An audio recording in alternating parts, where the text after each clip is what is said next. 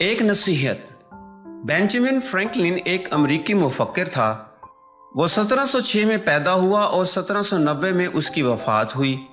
اس کا ایک قول ہے کہ نکاح سے پہلے اپنی آنکھیں خوب کھلی رکھو، مگر نکاح کے بعد اپنی آدھی آنکھ بند کر لو، یعنی keep your eyes wide open before marriage, half shut afterwards, یعنی نکاح کرنے سے پہلے اپنے جوڑے کے بارے میں پوری معلومات حاصل کرو، مگر جب نکاح ہو جائے تو اجمال پر اکتفا کرو۔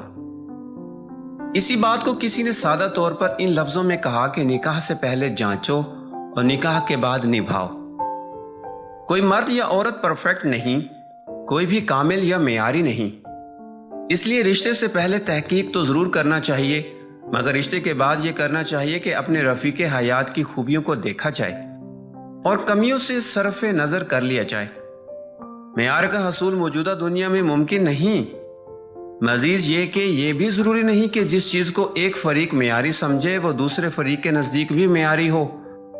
اس بنا پر خواہ کوئی کتنا ہی زیادہ صحیح ہو، وہ دوسرے کو آخری حد تک مطمئن نہیں کر سکے گا۔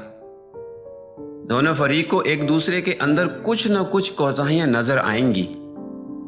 اب ایک شکل یہ ہے کہ دوسرے فریق کی کوتاہی سے لڑ کر اس سے علیحدگی اختیار کر لی جائے، مگر مشکل یہ ہے کہ ایک تعلق کی علیحدگی کے بعد دوسرا تعلق جو قائم کیا جائے گا اس میں بھی جلد ہی وہی یا کوئی دوسری خامی ظاہر ہو جائے گی، اور اگر دوسرے رشتے کو ختم کر کے تیسرا یا چوتھا کیا جائے تو اس میں بھی ایسی حالت میں موافقت کا طریقہ اختیار کرنا چاہیے۔